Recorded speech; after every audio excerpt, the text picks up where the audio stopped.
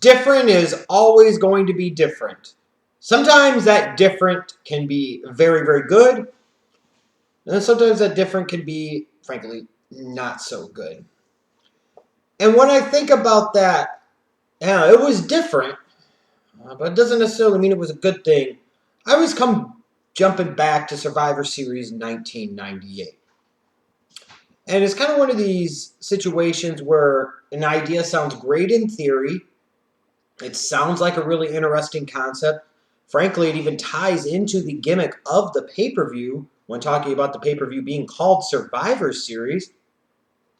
So it would make some sense, you would think, in theory, that having a big tournament that encompasses a majority of the talents to determine who's going to be the new WWF champion would seem like on the surface this is genius, this is gold, and this is something that's going to work incredibly well. Well, yeah, the WWF did this before in 1988 with WrestleMania 4. And while it was a great moment seeing Savage win the title for the first time, I don't think everybody or anybody, frankly, ever refers back to WrestleMania 4 as being one of those great shows. Probably just had too many matches, not enough time. There wasn't really a whole lot accomplished except for that one thing. And even as good as that one thing was, Savage winning the belt, and the Mega Powers running wild at the end of the night, it was still one thing. And it wasn't enough. And it just led to a so-so WrestleMania.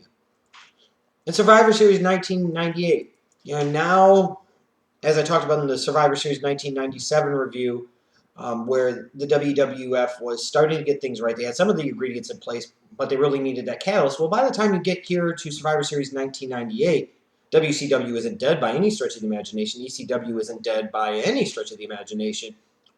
But WWF has reclaimed their spot on the top.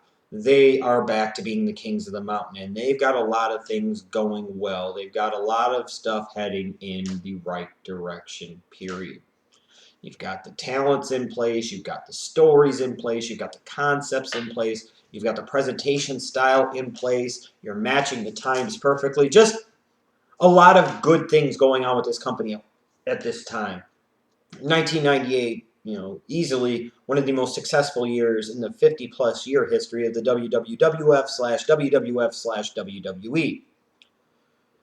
I can remember heading into Survivor Series 1998, I was excited about this tournament concept. Now, one fear that I had was they were just going to do this whole tournament just to have it be an excuse to put the belt back on Austin.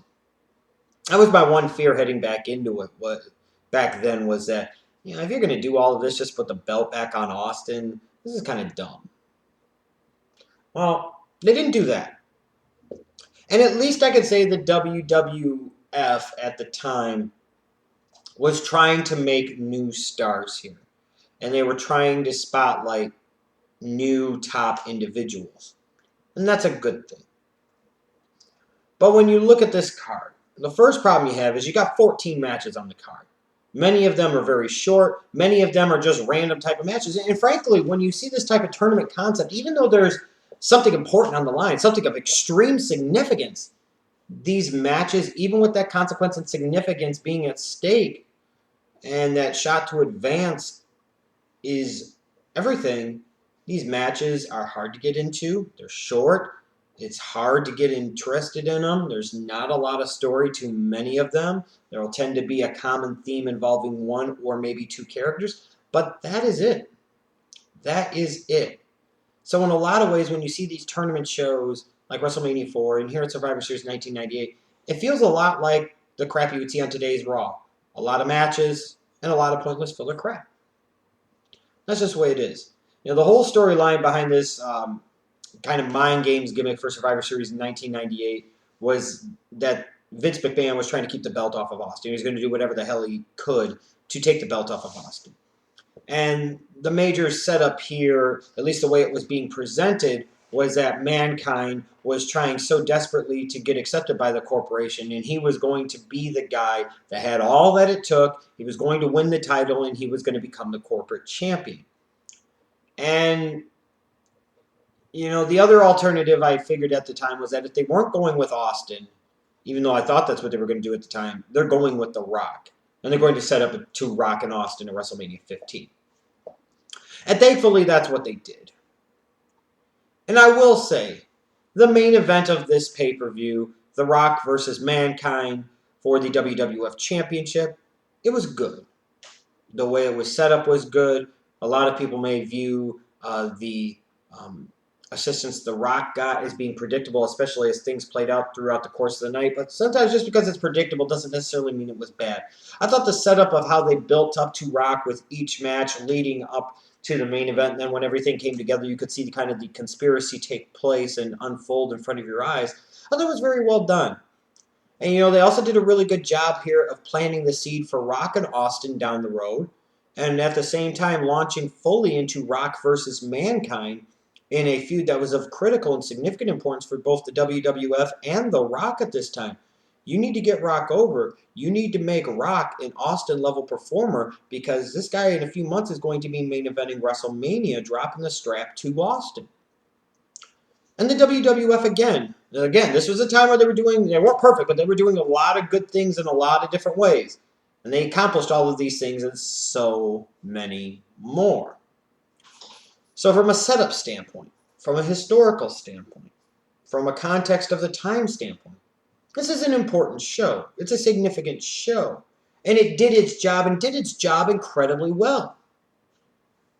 It set up a lot of things that would happen throughout the rest of 1998 and heading into the winter and spring of 1999. So from that standpoint, it was mission accomplished with this show. But that doesn't mean that this is really a show you need to go back and watch. This does not mean that this was a good show to sit through. I mean, you had a women's title match on here, a tag title match on here, and then a bunch of singles matches that led up to the main event for the WWF Championship. This is a pay-per-view, frankly, you can really skip. You can just go watch the main event.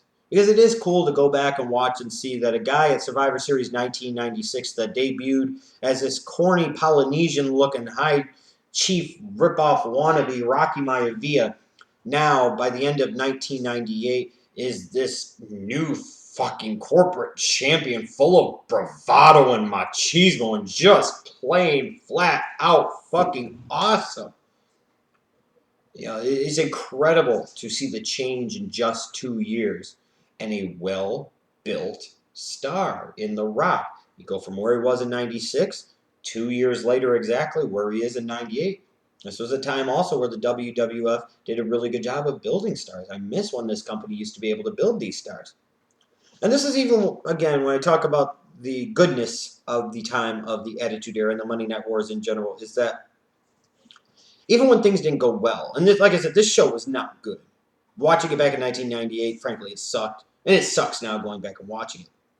But you still found a way to accomplish what you needed to accomplish. You still found a way to salvage it, and you still found a way to really make it productive for the company. So that makes it a win. Doesn't make it a good show from an entertainment standpoint, but it makes it a win for the company, which was very important. But like I said, when it comes to Survivor Series 1998, the concept is understandable. It ties in Survivor Series, this whole kind of mind games thing, this whole tournament. It was too much.